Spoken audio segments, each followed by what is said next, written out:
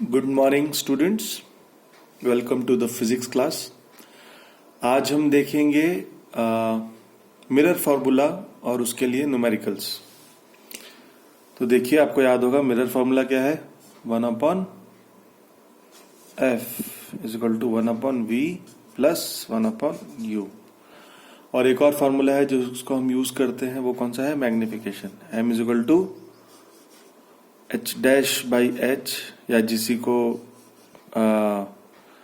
h2 by h1 ऐसा भी बोला गया है, and which is also equal to -v by u। तो आप h डैश लेंगे अगर हाइट ऑफ इमेज को, या फिर h2 लेंगे, या फिर h लेंगे और h1 लेंगे। तो जो भी है वो एक ही टर्म है, मैं जस्ट अलग अलग चीज बोल रहा हूँ। अलग अलग टेक्स्ट बुक्स में, अलग अलग रेफरेंस बुक्स में अलग अलग तरीके से यूज किया हुआ है। सिंपल यही है, height of image divided by height of object, height of image divided by height of image divided by height of object, and that is equal to -v by u। तो ये ही दो फॉर्मूले को यूज करते हुए हमें सारे न्यूमेरिकल सॉल्व करने हैं। तो देखिए, ये बहुत समझना जरूरी है कि कैसे हम ये न्यूमेरिकल सॉल्व करेंगे। आपको क्वेश्चन में कुछ ना कुछ गिवन डेटा होगा, उस डेटा में से आपको इन दोनों वैल्यूज, इन दोनों फॉर्मूलेस को यूज करते हुए, और ऑफ कोर्स याद रखना है कार्टेशियन साइन कन्वेंशन यूज करना है हमें। जो जो डेटा गिवन है उसका कार्टेशियन साइन कन्वेंशन यूज करना है। तो आइए हम लोग ज्यादा टाइम वेस्ट ना करते हुए स्ट्रेट न्यूमेरिकल की तरफ से प्रोसीड करते हैं। सो आज हम लोग अपना पहला एक न्यूमेरिकल सॉल्व करते हैं। ओके, देखिए ये हमारा पहला न्यूमेरिकल है। तो आपको पता है हमारा स्टाइल क्या है, पहले गिवन करना है, गिवन पूरा लिख लीजिए, क्वेश्चन का क्या गिवन है। उसके बाद आप फॉर्मूला कौन सा यूज होने वाला है वो लिख लीजिए, और टू फाइंड, क्या फाइंड करने को बोला है, गिवन क्या गिवन है, एंड फाइनली फॉर्मूला यूज। यही पैटर्न रखिए, एग्जाम में भी यही रखिए, उसके बाद हम सॉल्यूशन निकालेंगे। तो चलिए इस क्वेश्चन को सॉल्व करते हैं। अ 10 centimeter long sting is kept in a front of concave mirror having focal length of 10 centimeter in such a way that the end of the stick closest to the pole is at the distance of 20 centimeter. What will be the length of the image? तो आइए इसको देखते हैं पहले given क्या क्या है। ठीक है, तो पहले हम लोग लिखेंगे गिवन। गिवन डेटा क्या क्या है हमारे पास।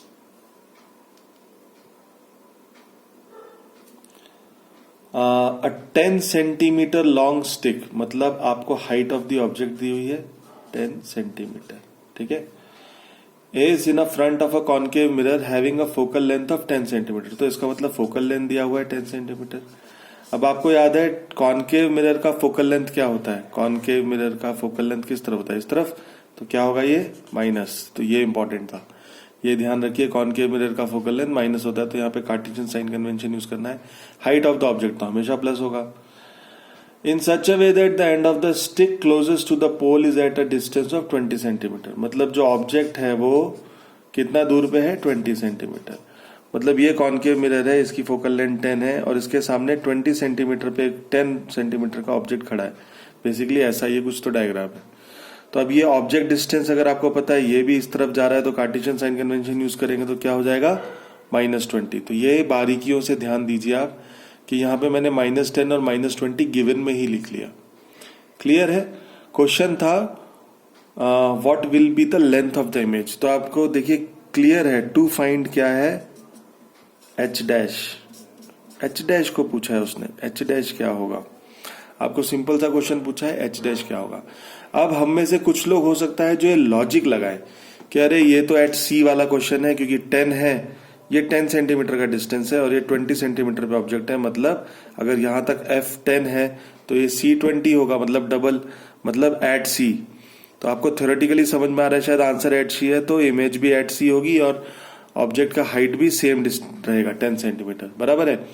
तो आपका ये लॉजिक जो है सही है, पर हमको इसको न्यूमेरिकली करके दिखाना पड़ेगा। ये ध्यान रखिए, ये गलती करते हैं बहुत स्टूडेंट्स, उनको लगता है कि अरे हमने लॉजिकली समझा दिया तो बस हो गया। नहीं, गलत हो जाएगा वो। ये न्यूमेरिकल है, आपको न्यूमेरिकल की तरह पूछा गया, so you have to use formula and you have to find out the answer. तो देखिए अभी इस डेटा के साथ हम इसको कैसे न्यूमेरिकली फाइंड आउट करेंगे। लेट्स अगेन, मैं थोड़ा सा छोटा सा सब लिख के आपको तैयार करके दिखाता हूँ। सही है, 10 centimetre height, focal length -10, u -20, ये हमारे पास गिवन है।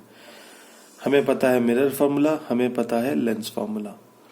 ठीक है, तो अब हम क्या करेंगे, हमारे पास देखिए एफ और यू है, तो हमें पता है mirror formula 1/f is equal to 1/v plus 1/u। इससे हम v निकाल सकते हैं, तो आइए अब हम v निकालते हैं। तो अभी आप इसमें देखेंगे ये 1/f की जगह वैल्यू डाल दीजिए, यहाँ -10 is equal to 1/v, v तो मुझे निकालना ही है जो मुझे दिया नहीं है, प्लस 1/u, u कितना है -20। अब एक और बात ध्यान रखिए, इसको जहन में घुसा लीजिए अपने आप। मैं बहुत बार ये स्टूडेंट्स को बोलता हूँ, वो भूल जाते हैं। डिनोमिनेटर में कभी साइन नहीं होता।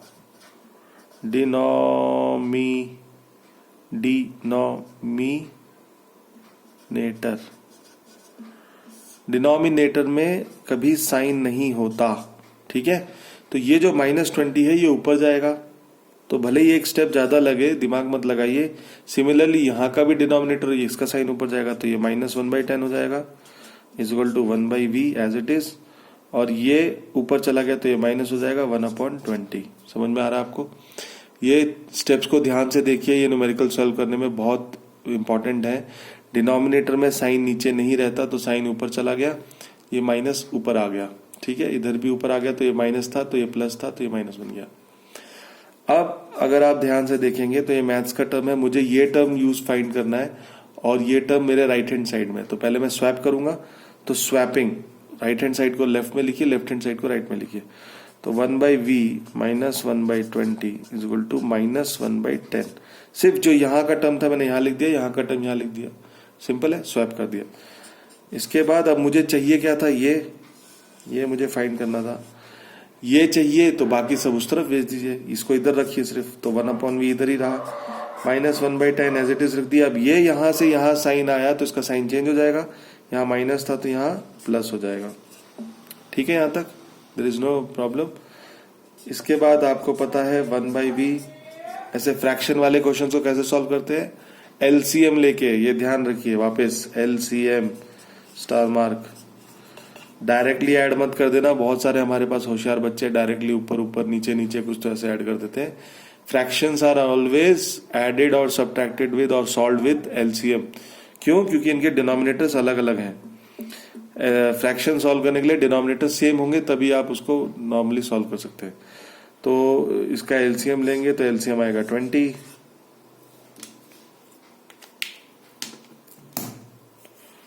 एलसीएम आएगा 20। सो ये 10 2 जा, तो ये -2 प्लस 10 20 1 जा 1, सो ये आएगा -1/20। ठीक है, अब सबसे इंपॉर्टेंट चीज है, ये ध्यान दीजिए। अभी मैं आपको ये मिटा देता हूं। ठीक है, अब सबसे इंपॉर्टेंट चीज है, ये 3 चीजें ध्यान रखनी है आपको। अब ये जो आपके पास आया है 1/v इज इक्वल टू -1/20। ठीक है, तो ये 1/v आया है, ये v नहीं है। बहुत बार यहाँ पे भी बच्चे गलती करते हैं, इसको v समझ लेते हैं। तो ये 3 पॉइंट हमेशा ध्यान रखना है न्यूमेरिकल सॉल्व करते समय। तो v क्या है 20 माइनस, इसका रिवर्स कर दीजिए, तो v क्या हो गया 20। तो अब अगर v 20 हो गया -20 तो देखिए हमने कहा डायग्राम बनाया था, u क्या था -20, v क्या है -20, तो एड सी हो रहा है।